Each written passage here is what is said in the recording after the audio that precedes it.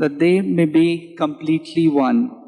Jesus calls unity the most characteristic mark of his disciples, a vital goal of true faith, when he prayed that they may be one in us, so that the world may believe that you sent me.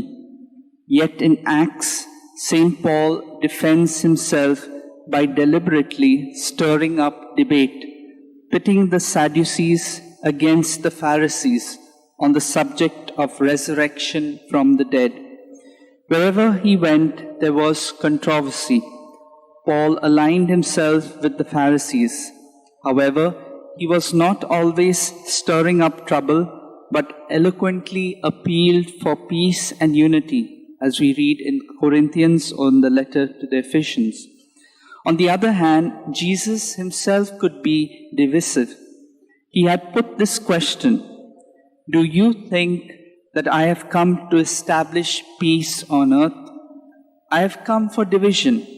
From now on, a household of 5 will be divided, 3 against 2 and 2 against 3. Father will be split against son, and son against father, mother against daughter, and daughter against mother," as we read in Luke chapter 12, verses 51 to 53. His disciples were not united around the weak principle that nobody should ever dare hurt the feelings of anyone else, but rather around an intense desire to enable one another to seek and share the best.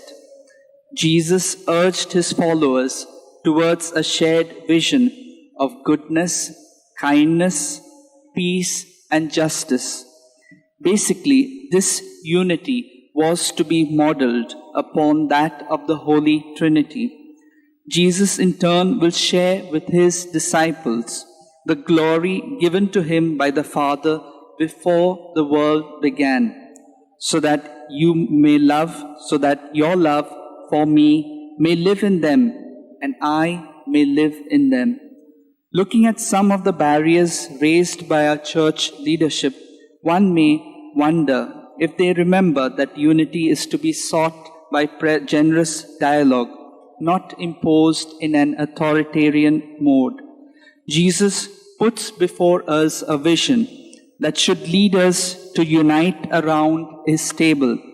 It is a desire that he personally holds dear. With I in them and you, Father, in me, may their unity be complete. If we love him, we must try to make his vision a reality.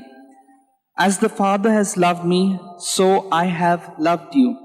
Remain in my love. Jesus says this to his disciples and to disciples of every generation. Just as the Father's love for Jesus is unwavering, so Jesus' love for us is unwavering. What is asked of us is to remain in his love. Those privileged to be with him at the Last Supper did not succeed in remaining in communion with him through the ordeal of his passion.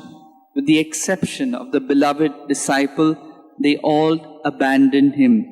Significantly, the first question that the risen Jesus asks Peter is, "Do you love me?"